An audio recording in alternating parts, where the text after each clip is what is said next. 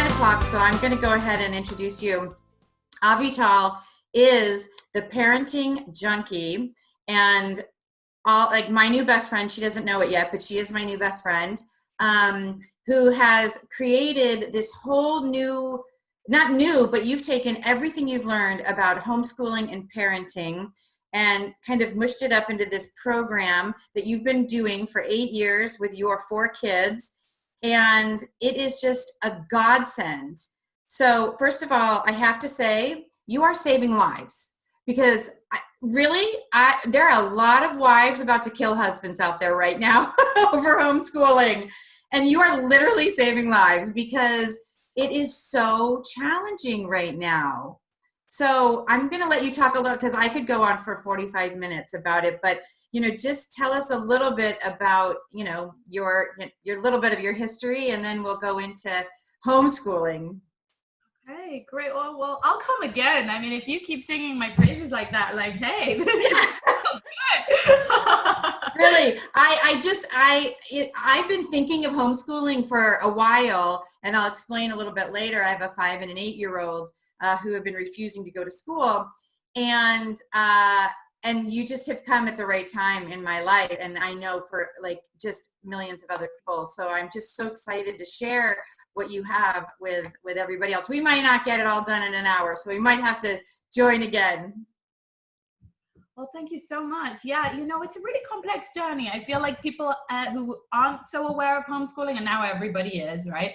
But people who were less aware of homeschooling might have kind of just bucketed it as one thing. I know I certainly did. Before I had kids, it was like something that only weird people do, and it produces weird kids, and why would you ever do that type of thing, right? It was either for extremist religious people or just off the grid nut jobs. I was really judgmental about it, And they're all sitting around a big table for 8 hours, and the mom is just, lesson book after lesson book.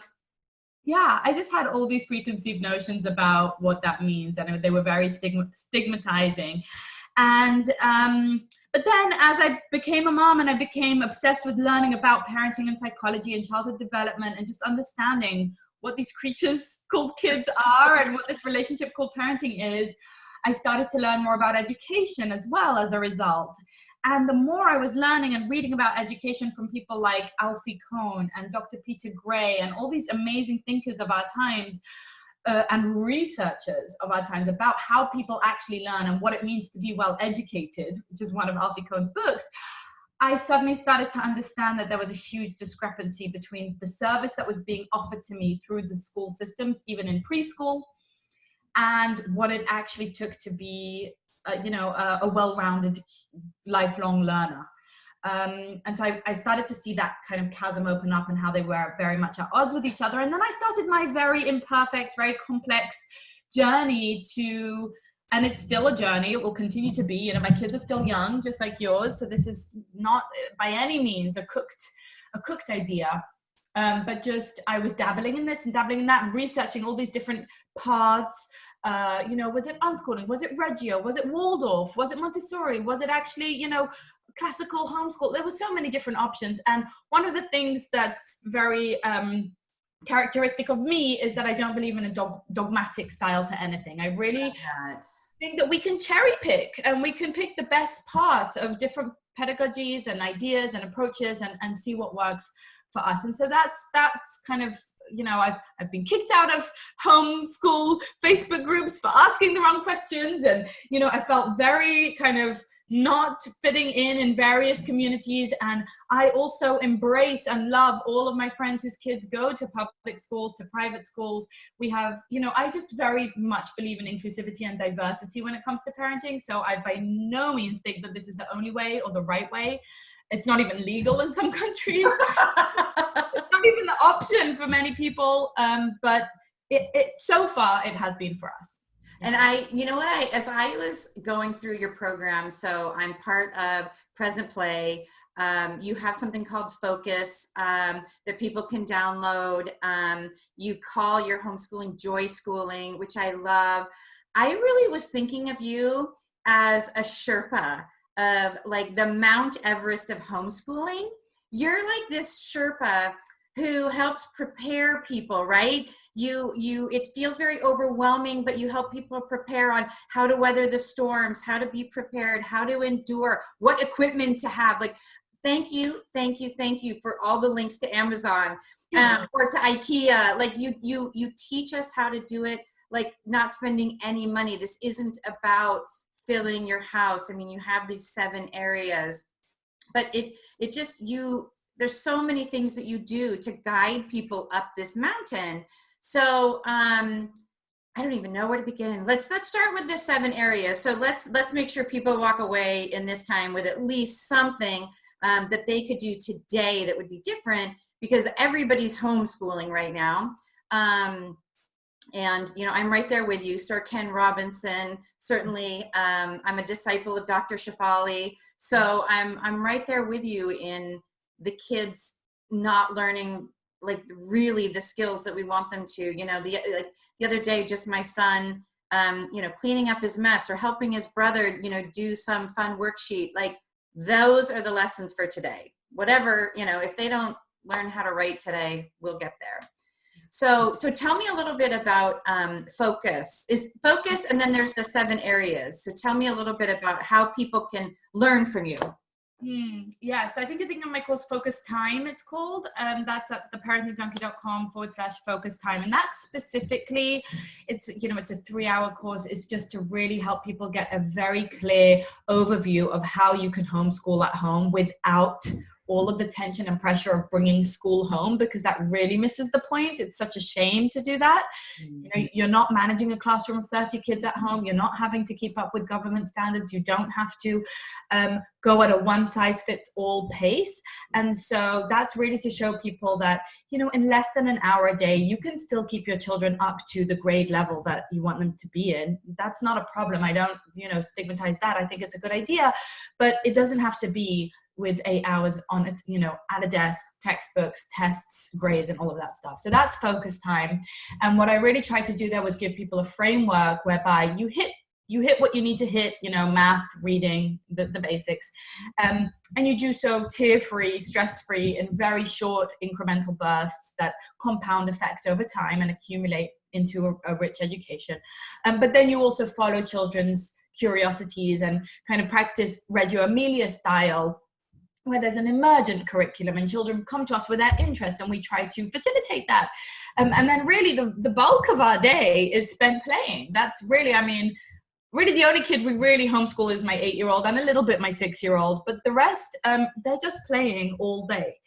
Because I believe that's the best way that children learn to play, to learn anything, is through play. So then going into the zones question that you asked me about is, you know, there are 7 zones inside of present play, but usually I only talk about 5, especially because the additional 2 involve outdoors and family zones, and that's not something that everybody can always, especially now, access. But the 5 play zones, the concept here is basically, look, you live in a home, no matter the size of your home. You could be living in a 1-bedroom loft, you could be living in a mansion, it doesn't matter. When you're raising little children, your home is your co-parent. Yeah. The way your home is set up is either going to support you or it's going to trip you up. And my goal, with a background in design, I always look at the problem-solving aspect, and I look, well, how can we not just make it aesthetically pretty for us, right, and pleasing, that's important too, but also how can it solve us in its functionality to help us support our children's needs so that they can get their needs met and not, you know, act out those needs with all sorts of challenging behaviors. So my goal is for your home to support you in your parenting journey. And I think that's never been more crucial than right now, when we're all spending all of our time at home. Yeah.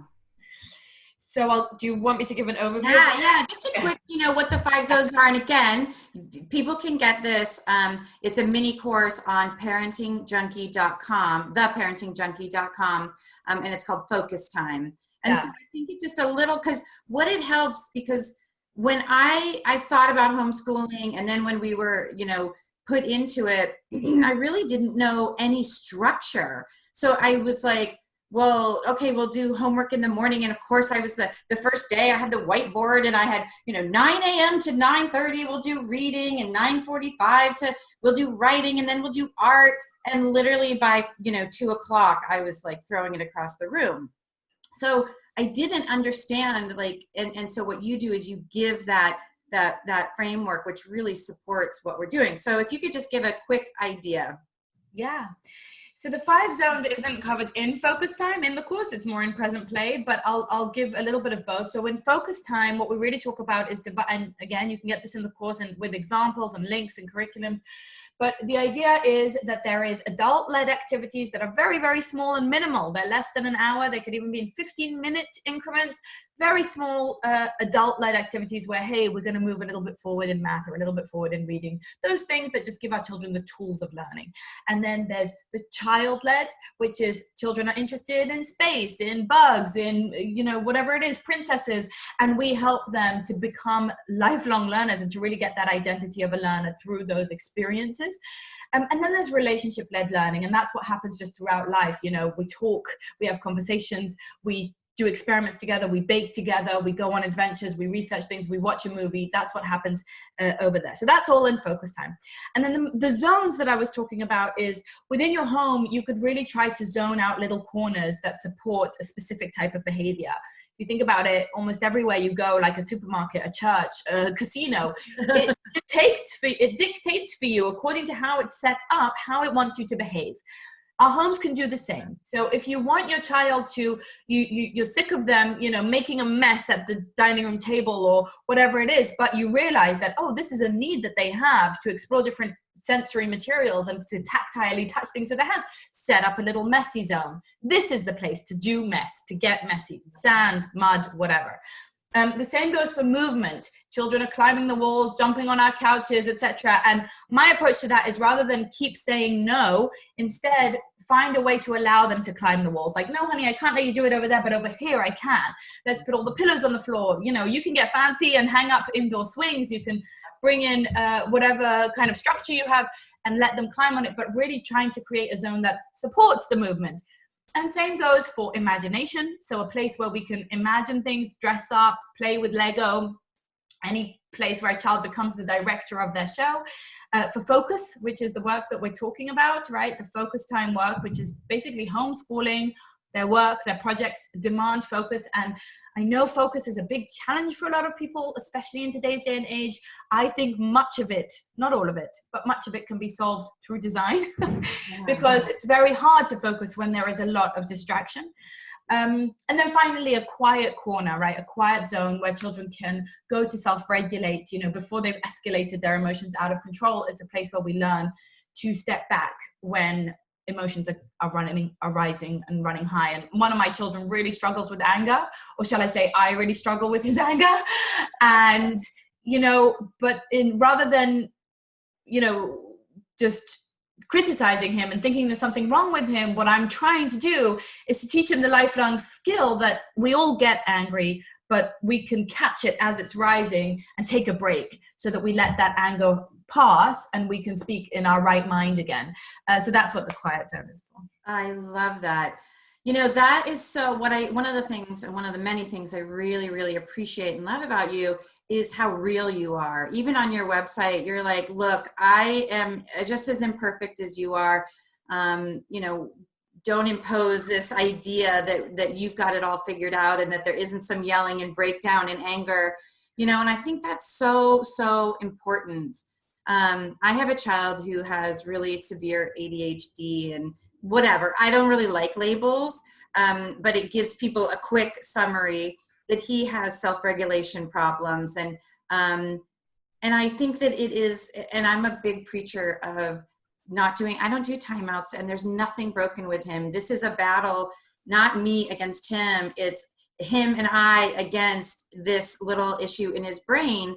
And some days, he and I work well together on it. And some days I can't reach him as easily. And so giving him those spaces. And if he needs to move out of a place, I move with him, to show him like, this isn't shaming. There's nothing wrong with you, because there are times that he truly cannot control himself.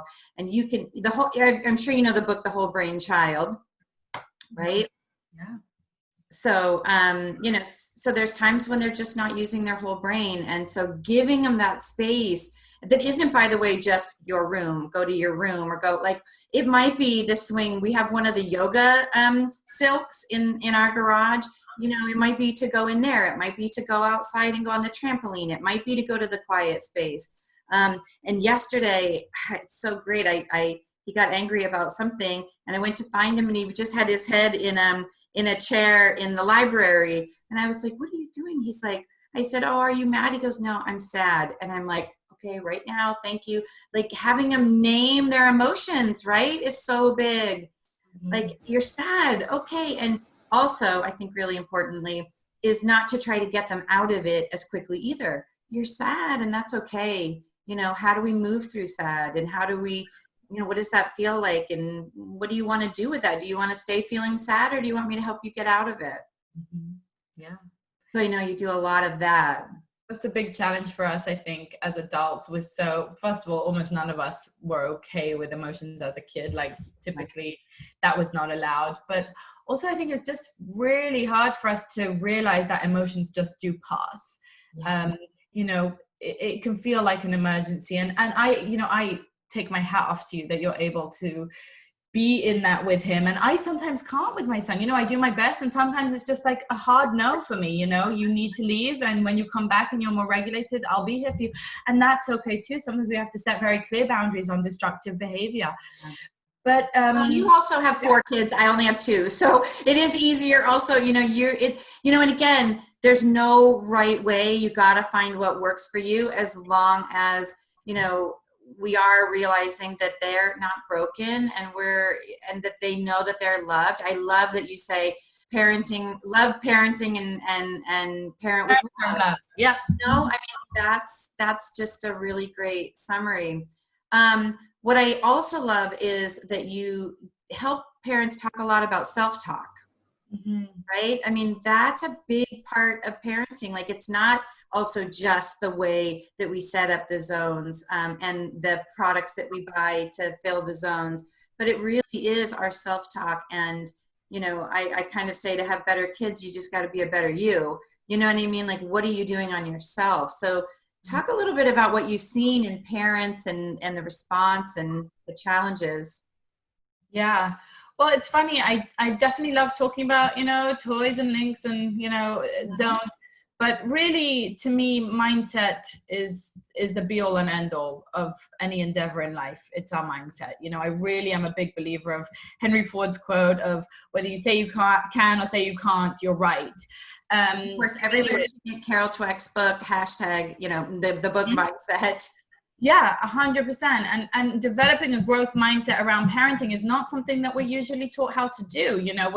If you run a business, or if you have a career, or if then maybe you're getting some, strong mindset. I don't even know if you are there, but maybe you're getting some mindset support in how to think about failures, how to think about success, how to set goals, how to work towards goals. We don't really think of parenting in that way, and I think that's a big shame. I think as a society and as a culture, we have a overarching narrative of victimhood in especially motherhood, but in parenthood in general. I think we have the story that once you have a baby, your body is ruined, your sex life is ruined, your bank account is ruined, your schedule is ruined, your sleep is forever gone, your marriage is probably disintegrating, and just like, you'll never have the same life again, and in a very negative way. And then it's like, but they're worth it. And I think with their hand on their heart, of course they love their children, but they don't feel like it's worth it. They don't want to lose all of those aspects of themselves, or a sense of accomplishment, fulfillment, meaning, control over their lives. And so I believe in rejecting that narrative and rewriting that narrative. I don't think it has to be true. Yeah, thank you. I don't experience it that way myself. And that doesn't mean that we don't make space for the challenges. The challenges are real. The challenges are there. Postpartum depression is real, and, baby weight is real, and tantrums are real, and all of those things are real. I just don't think we're making them mean the right things, or we're supporting ourselves with the right mindsets to be overcomers, right? To be gritty, to be resilient, to have the growth mindset, to see the opportunities. And, this might be a bit unpopular because I think a lot of people are all about feeling the feelings and accepting the feelings. And I'm about that too. I just don't think we should stop there. I just don't think it's enough to just allow yourself to feel feelings. I think you also have to coach yourself up from them. You know, and I think that that's true for our kids and that's true for us. So I really want parents and children to develop a sense of anti-fragility within themselves, right? And in case anyone hasn't heard that term, I just love it so much, you know, because we know what's fragile is something that breaks, right? It's put under stress and it breaks. What's not fragile is something that doesn't break. You know, something falls on it, it doesn't break. But what's anti-fragile is something that actually becomes stronger as a result of the stress. So if you think about muscles, for example, you know, glass is fragile. Yeah, glass is fragile. Iron is not fragile. But muscles are actually anti-fragile. When you put muscles under stress, they actually become stronger. It's actually good for them. I love that. I love it. Yeah, it's a really powerful concept. And I learned it from The Coddling of the American Mind, which is an amazing book. Everybody must read. Yeah. Okay, The Coddling of the American Mind. God, there's so many good books. Thank you. I know. Recommendations, though. Okay. So readable. Yeah, so anti-fragility is really this concept where we understand it's really the idea that what doesn't kill us makes us stronger. And I think many of us have this concept that what doesn't kill us makes us weaker, right? Yeah. Like, oh, but it's making us weaker. And we're just so afraid too. I mean, I think a lot of us grew up, certainly I did, with the discomfort of being uncomfortable. So it was like, don't get uncomfortable, and doing everything. And oh my God, forbid our children should be uncomfortable. And I know there's a lot of people talking about it's okay for them to be uncomfortable, but when you're right there in the moment and they're crying and they're sad and you want to give them ice cream or you want to give them something to make it better or you want to tell them you're going to be fine, like there is this is about you as the parent, you know, letting them go through that because that's where they're going to build their resilience and know that they can work through it without ice cream. Yeah. So I feel that very strongly as part of my calling, because I think there are a lot of parenting coaches and thinkers out there who are saying feelings are okay, allow feelings, etc. And I think that that's true. But I also think alongside that, next to that, right, I kind of say, well, you have the pity party, you feel the feelings, you feel really down, and then what? Yes. That's so good. Yes. And that's something I tell my kids. Great. Yeah, you can feel this. And then what? And if we're going somewhere and they're saying, I don't want to go, that's okay. You can feel that. Or you can choose to be, so you can go grumpy or you can go happy. This is completely up to you, but we're all going.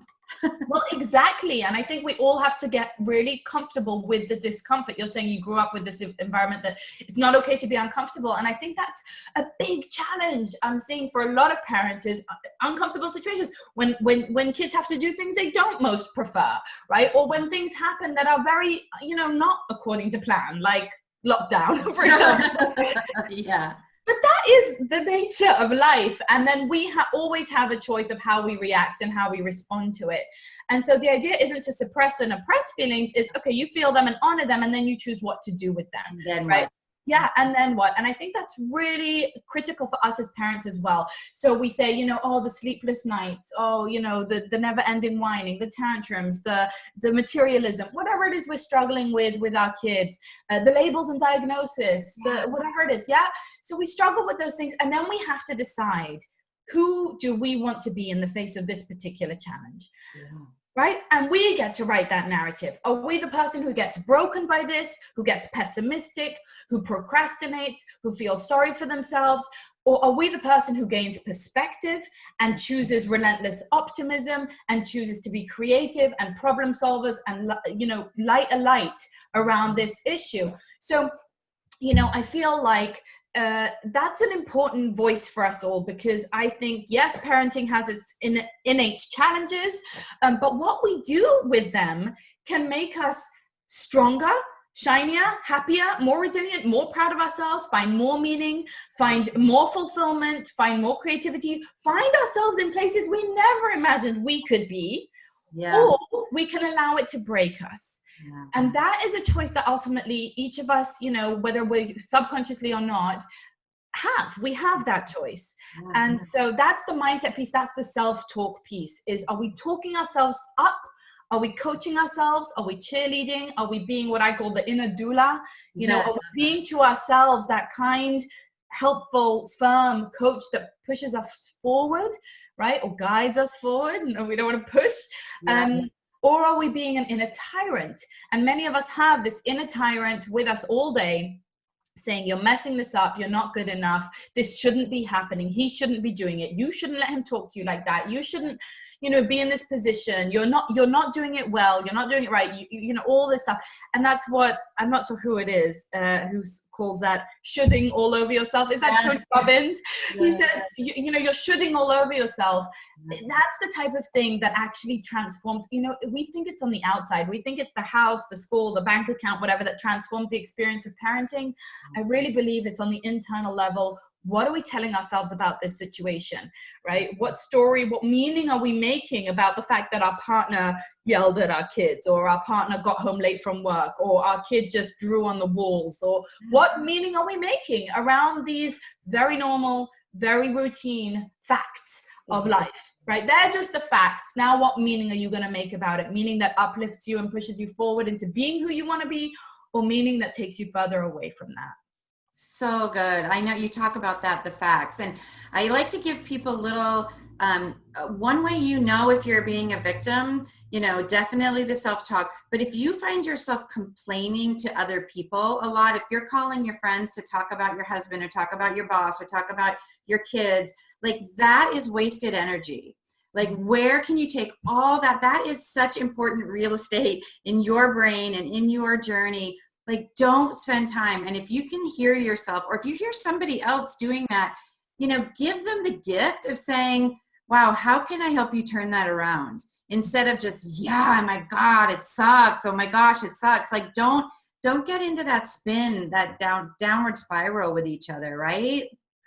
I really agree. I think that there's this sanctification of venting.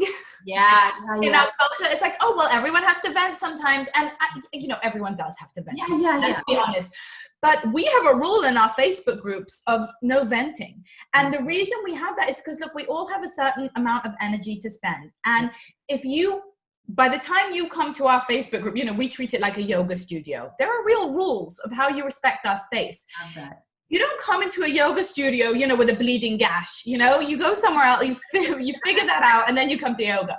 That's just one example. But what I'm trying to say is venting without the intention of getting through this, and then, you know, express your frustration, but then looking for solutions, looking for ways forward, looking for a reframe, is self-indulgence, it's self-justification, and it just reinforces our victim mentality. It just says, yes, you're right, you know, yes, you should feel so angry with him, yes, you should be so, you know, poor you.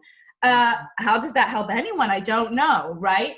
And so there's a place for that little pity party, but it's the same question of, and then what, right? Are you coming with the intention of making a change? And I think in our culture, we need to put venting a little bit back in its place and put a little bit more solution-oriented thinking on the backside of that, you know?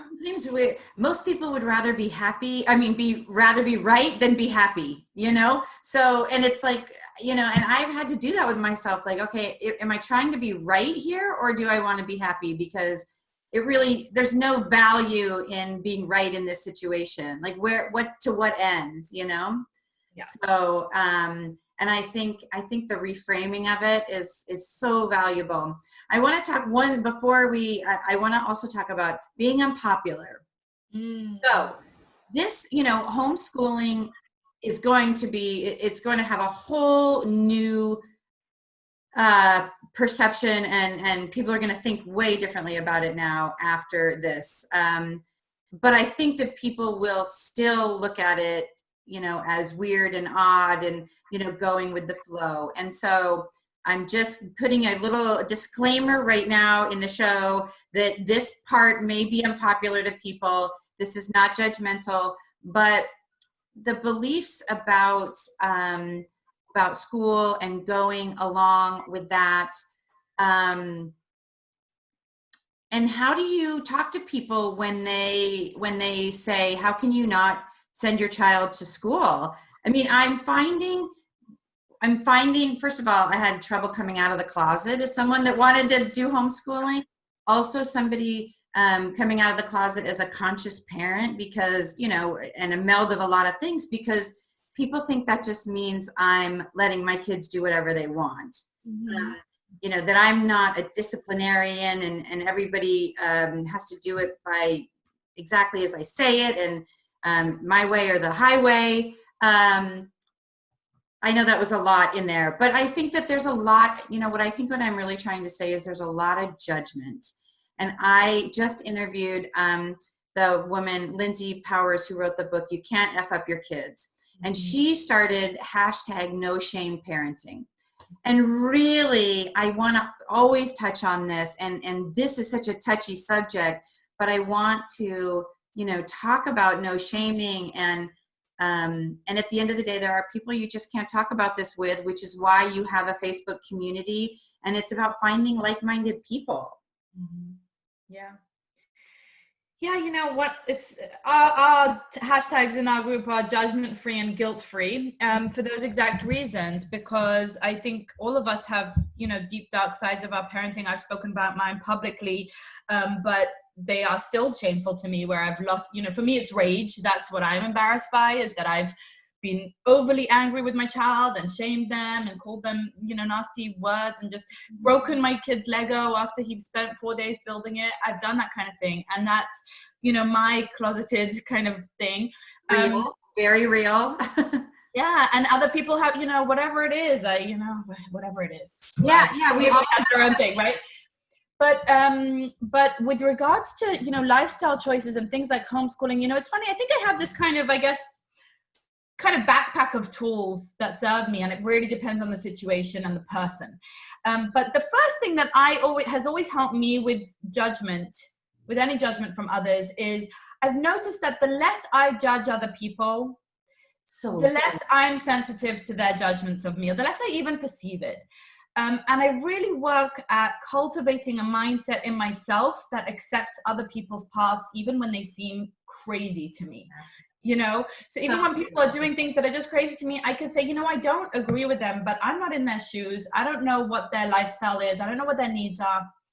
So I can't judge that. And that really reminds me that other people also can't judge me, because they don't know my, you know, genes and my history and my ideas and all of that stuff, and my kids. And so I really work hard on cultivating a perspective of diversity that embraces diversity. I know we talk about diversity and inclusivity in terms of race and in terms of gender. I think it goes so much deeper than that. You know, I think that's really just the top level of diversity. But what really is interesting is diverse ways, you know, cognitive diversity and neural diversity and diverse lifestyle choices and ethics. And I think it's, you know, there are some things that are going to cross a line that we can't endorse, we can't accept, we will judge. But there are a lot of things, many, you know, millions of variations of parents that we can love and accept, even as they aren't our choices. And that embracing of diversity, you know, there's a quote I absolutely love. I have to remember who it was from. But he says, I have the largest collection of seashells in the world. And I keep them all over the beaches of the world. Maybe you've seen some of my collection. Oh, I love that. Isn't that beautiful? And it just always reminds me of this idea that there are a million parenting styles out there, and I can appreciate so many of them. I can't do all of them because I'm just one family. I don't need to make that right or make it mine or interact with it in order for it to be valid. Like, that's valid and I'm valid and we all are. So that's kind of the first thing, is just really putting on that mindset. And then I also think it's very helpful to have a couple of scripts, just ways that you answer people when they do make comments. And typically, I think people cannot argue. You know, some people are genuinely interested. It's very rare. It's very rare. Homeschoolers or anyone in like an alternative lifestyle, home birthers, vegans, whatever it is that you do, you so want to convince people of the light and show them that you're right. But that is, to me, such a misguided use of our energy. Yeah. I think when the student is ready, the teacher appears. It's not my job to educate anybody else. It's just my job to do me. And so I definitely am never interested in convincing people of it. I do have people who call me and ask me, and then sure, like the floodgates will open. I'll tell them everything. But I won't ever seek that out. I won't ever share with people why I'm doing this and try and convince them at all. Yeah, unless they ask. Yeah, unless they ask. And instead I have an answer, which I usually just say, it's just what works for our family. Yeah. And I think that that's not something anyone can argue with. They understand that this isn't a crusade. It's not a judgment on their family. It's a personal choice. And people can typically understand that. And when people have concerns about it, I've had a family member be like, shouldn't your child be knowing more by this stage about this and that and the other? And I say, aren't you concerned? And I answered, I said, well, I'm not concerned about it, but it sounds like you're concerned, and I'm happy to help you with that, you know what I mean? And explain to you, right?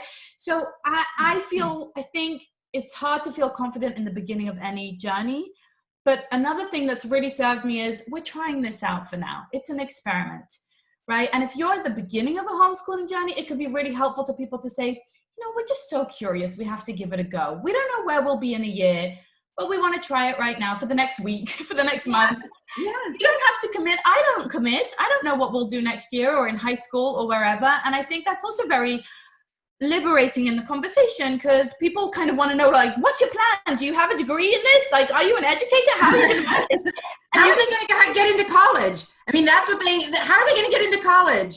And I say, I don't know what college is going to look like 10 years from now. And so really, I am not thinking about, if you read the book Educated, that girl got into Harvard and Oxford, Cambridge, without one day of school until she went to college. So there's a million different ways. There is.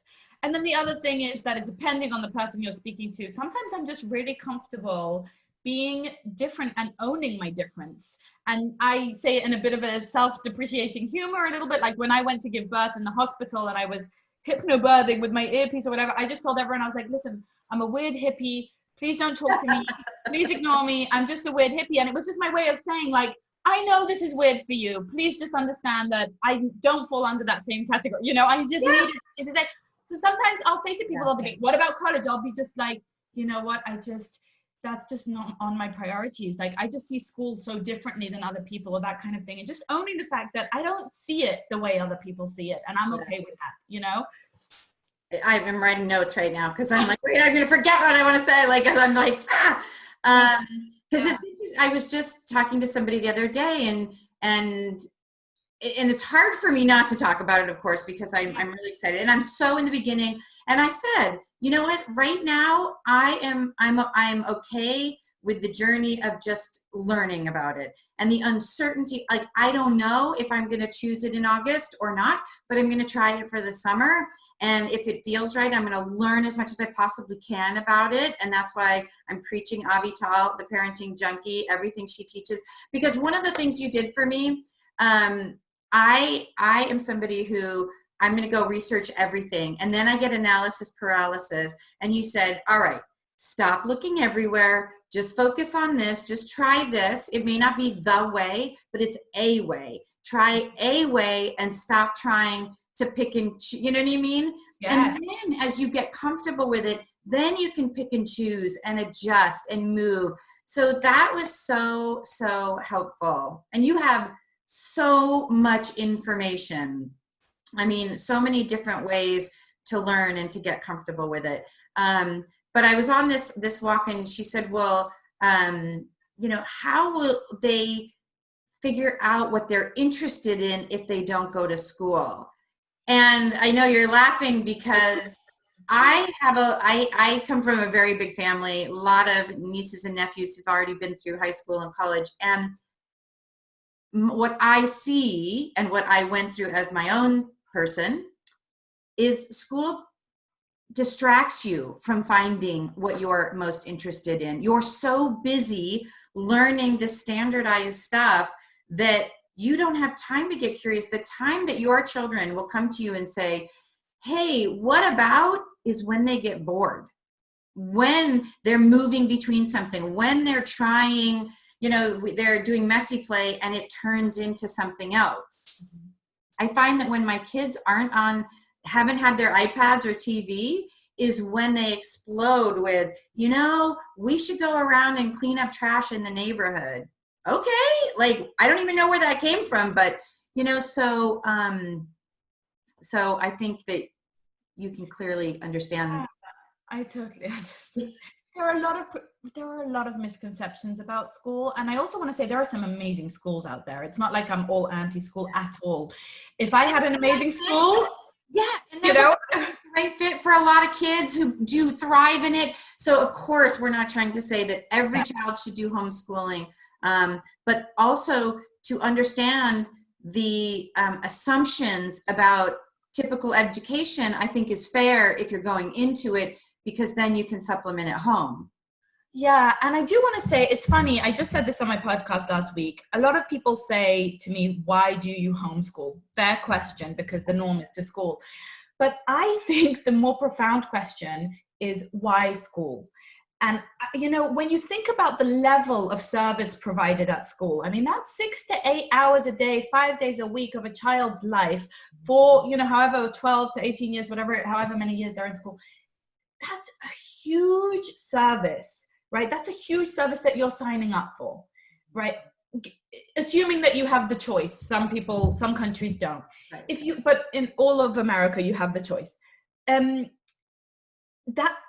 needs to justify itself. You know what I mean? Like that needs to, I mean, if I told you you're signing up for a babysitting service that also educates your children on everything that they decide that your child needs to know, the government will decide, and they'll put that together according to their narratives, etc., and will build the child's self-esteem, the child's sense of self, and will be a social program as well, where they'll socialize children, you know, with their friends, etc. You would have to think, okay, that sounds like a big service. I'm not sure I want it. Let me think if it's a right one. Let me look into it. Let me look into what they're exactly doing there. But instead, as a culture, we've adopted this kind of blanket blindness and just a complete outsourcing of something that used to firmly be in the parents' domain. Yeah. You know, that used to be until really not long ago, until less than 100 years ago, it was up to parents. Even school was very minimal, very few hours a day, you know, very kind of restricted. And there was apprenticeship and, you know, there were so many other ways of learning. And today it's kind of like, oh, just ship them off and trust these people because they have degrees, right? And, you know, there are some wonderful teachers and there are some awful teachers that will really ruin your children's interests and learning, right? And you just, it's like luck of the draw, like you're just trusting, well, whatever the system does. And so to me, we have to be asking that question. And I know it's a privileged question to ask, but if you have the privilege, you need to ask it. You need to ask, do I want this service? So when I looked at it, and that's the reason I homeschool, is at the moment where I am, there isn't a service that justified that to me. It didn't justify my tax dollars. It didn't justify private expense. It just wasn't worth it to me. It wasn't giving me what I wanted out of that package. And just like you buy any other package, data on your phone, take a look at what you're getting and decide if you want it, you know? Well, and I think what's really interesting is what we really want for our children, you know, resilience, kindness, you know, the ability to think and collaborate, you know, all the things. If you really said what I really want my child to know and grow into, are they really getting that? You know, when there's one teacher and 20 kids. And again, you may not have the ability to homeschool, but I think that what you say is it's a lot more feasible than you might think. And I'm going to be totally honest. I'm somebody, and I think actually you talk about this too, is when outside of quarantine, your kids aren't home 8 hours a day, every day, 5 days a week or 7 days a week, right? Absolutely not. Homeschooling has grown into this community where they're getting, that's the big thing I get, is how are they going to socialize?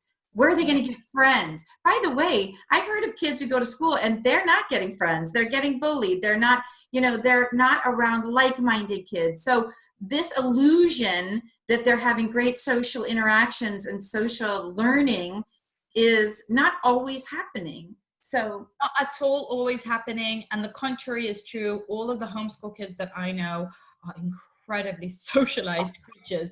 And the reason is because they hang out with kids of all ages and all abilities and all genders. And in school, there's a segregation that goes on that, you know, you're only supposed, I mean, now they even have it to the level, and this just blows my mind, that preschools have like the younger twos and the older twos. You know, you're so separated into these tiny buckets. It's really like a factory where you have to be only with your own kind. And I don't see that as socialization whatsoever. Beyond that, if you are being instructed by adults all day, and then you have short recesses in which often there is adult supervision as well and adult direction of how you're allowed to play and all these strict rules, when exactly is this socialization happening? When do children learn to negotiate and to have an argument and then make up and to include other people? Like, I don't know how that's happening, to talk to people of all ages and stages. When I look around my kids' homeschool group, we have children in wheelchairs. We have children from the ages of 0 all the way to the age of 14 or 15.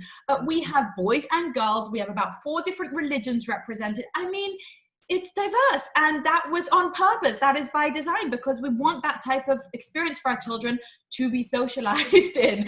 I don't see that happening in a school. Some schools maybe, but I just typically think it's actually the opposite of socialization. It's actually learning only to associate with people who are exactly your age, and then to form cliques and to form exclusivity, and then even to the extent of bullying.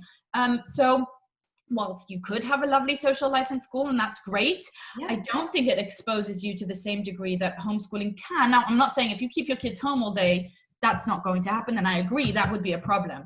But that's just not what homeschooling is. That's a misconception about homeschooling. My kids, when it's not quarantine time, are with other children for hours a day, every day. And all the other misconceptions are also not true. Children still learn how to follow rules and how to operate in a group and how to, you know, be part of a community and that kind of thing. It's just not in the same structured way that you might see in school, but it's also without all those downsides. So it's complex, and it took us a long time to find this group of people. And I think it's very contextual. It really depends on what you have around you, what opportunities you have, what type of people are there. Are there other homeschoolers? Is there a great school? You know, you've got to really weigh all your options there.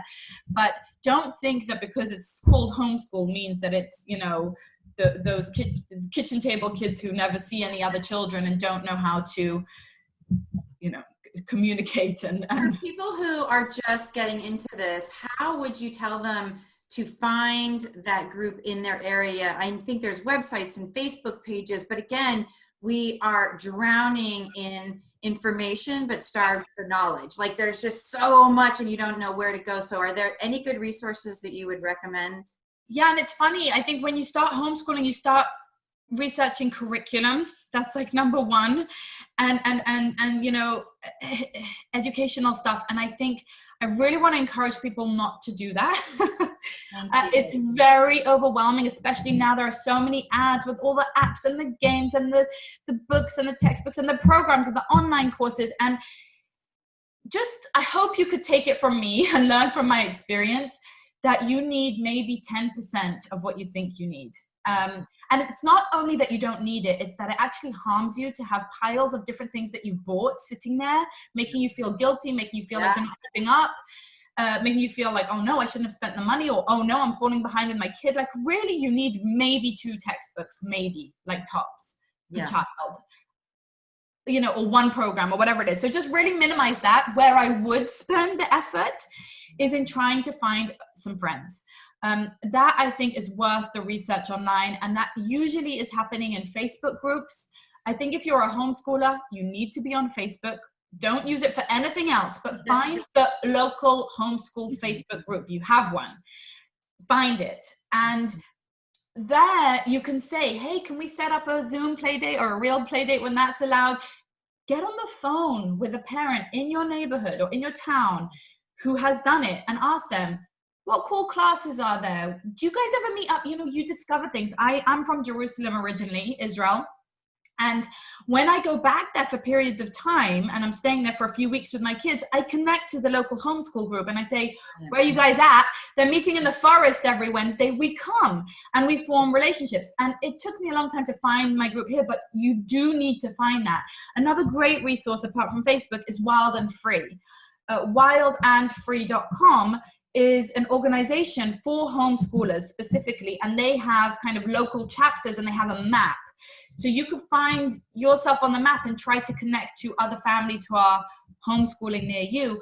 I do think that the relationships is a very core thing. Building the village. I know it's not natural to everyone. I know it's not easy to reach out to strangers, and to worm your way into a new group takes time. It took me 4.5 years. I think that is the make or break when it comes to homeschooling, is do you feel like you're part of a group or not? I think it's make or break. So that's where I would put all of that attention and effort. That is great advice. And you know what, when you say it might be uncomfortable, get comfortable with being uncomfortable, because this is the journey. This is what we're here for, right? Yeah. So interesting. The other question she said was, well, what happens if they want to go to high school? I don't know. I guess we'll figure it out, when they do. I don't know, and that could be 5 years from now. I mean, right now, the interesting thing is before this even happened. So I have one child with special needs, and he goes to a special needs school, which was also a really hard challenge. I'm totally digressing. But I want to talk about it because I run support groups for moms with kids with special needs, so autism and ADHD and ODD and every D and everything.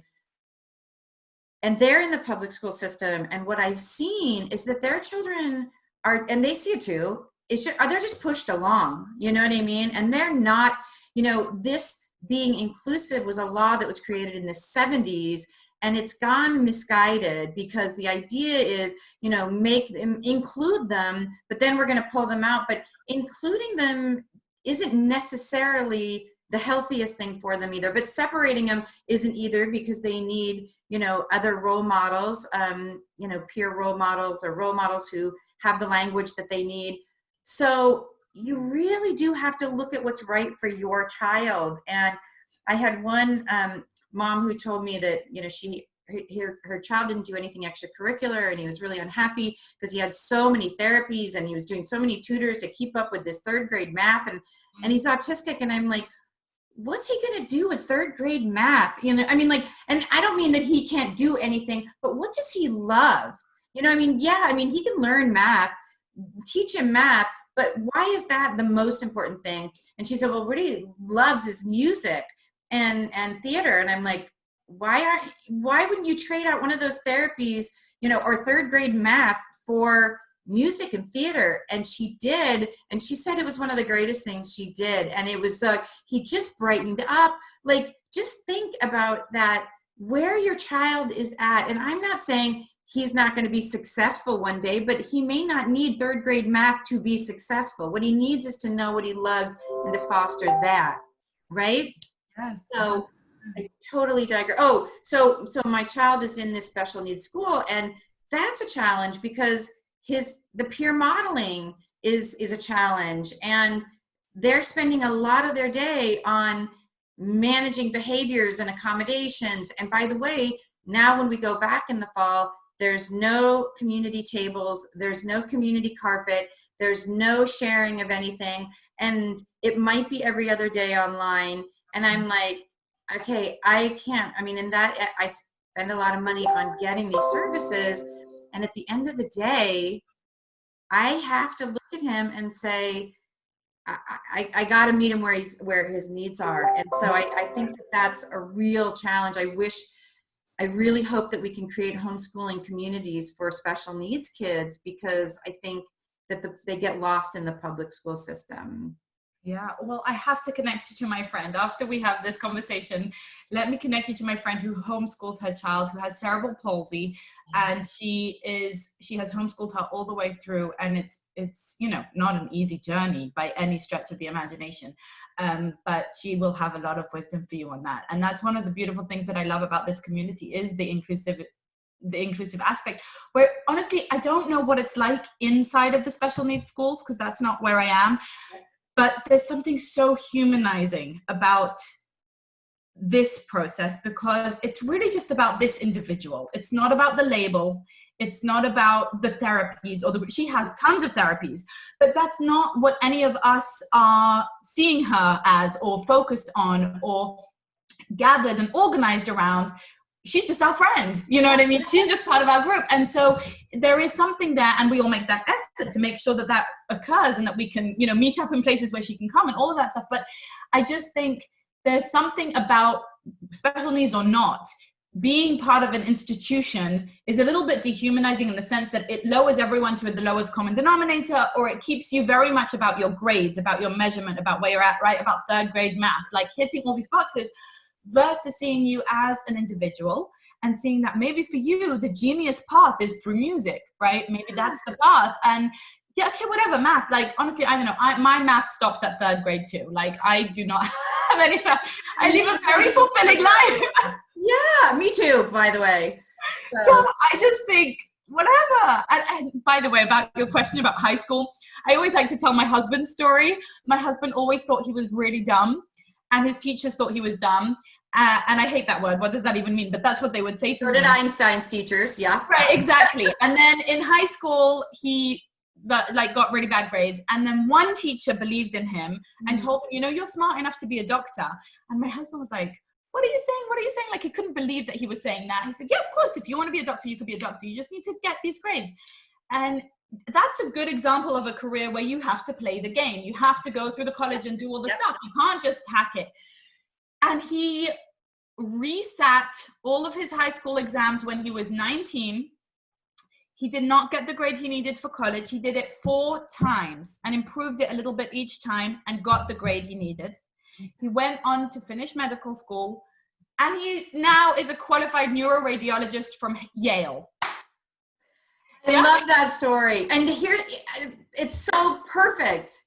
Yeah. So whenever he's like, and he teaches my son math now, and he's just like, he just sees, he has this X-ray vision where he sees beyond all of the, the accolades and the signifiers and this linear path where you have to hit all the, well, maybe not. Maybe when you're 19, you're suddenly motivated to be a doctor, and that's when it has meaning to you to sit on your tush and do the work. But when you were 14, it held no meaning to you, so you couldn't do it, Intrinsic motivation. And I say, they're like, well, what happens if he wants to be an architect or if he wants to be a doctor? You know what? If he does, he will want to learn about calculus and trigonometry and about the body and chemistry. So it will be a whole different path. So, I mean, it just, I totally get it. And I am. Yeah. No, learning has to have meaning, because the truth is that I think what many parents don't realize is that otherwise you're paying for them to go through this service, or not paying, it doesn't matter. They're going through the service, they're getting these grades, and literally the day that they leave school, they're forgetting it, or the day after the test. The day after the test, right? After the test. So can we just peel back that layer of the onion and say, well, is that worth it? Is that worth all the stress of all those months of learning for this test if the information was meaningless and wasn't even retained? Yeah. I mean, we can question if the information is helpful to begin with. That's a good question too. But say we all agree it is. If they're not getting it on the inside, they're just getting it on the test, was it worth that? And is there another way? And the research shows there is. So, and remember, when it started, information was a commodity. The only place you could get education was at school. Totally get it. And so now, we have this thing. It's really awesome. It's called Google. And now you can find anything you want, anywhere, anytime. And so it's such an amazing time. And I know you have to go soon, and I could spend like another 4 hours with you, and I'm sure everybody listening could too. But honestly, there is another way. There is another way, and you make it so easy to understand, easy to follow, so human, so real, so genuine. I mean, I've watched literally so much of your material in the last 2 weeks that I feel like you're my sister now. I see more than my sister. So I'm so grateful for what you're doing and the sharing of it, and how much it's going to help people. And I'm so grateful that you came on here too, and that now all my community can know about you. What else would I want to make sure everybody knows the parentingjunkie.com, a couple of your courses, focus time. What else is out there that they can quickly plug into? Yeah, my podcast might be the easiest place to go. or my YouTube. Yeah, theparentingjunkie.com, they'll find the resources that they're looking for. But Stacey, thank you so much for having me. It's such a great honor. I really appreciate you having me on. Oh, I had such a blast, really. And I'm sure that you will see and hear from me more, because there's just, this is a world that I'm really passionate about, and doing conscious parenting coaching and helping people see that this is possible. And I'm just so grateful. Thank you. Thank you a million times. Stay safe, and we will stay in touch. And I'm sure that I will beg you to be with me again. All right. Thank you. And for all your community to stay safe as well. Oh, it's, you know what? There's so many blessings in all this. I can't find my cursor. There's so many blessings in this. So, and we all have to look for them. So thank you for being such a positive light in this world. Thank you. Thank you so much, Stacey. Take care. Bye-bye. Bye.